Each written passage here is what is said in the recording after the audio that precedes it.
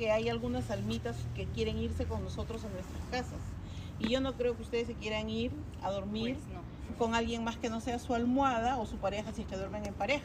Así es que vamos a sacudir nuestros brazos, nuestro cuerpo, nuestras piernas, los zapatos que se va bastante tierra, allí también, pero además vamos a decir, almita, almita, quédate en tu casita. Y lo dice porque si no se va a ir con ustedes.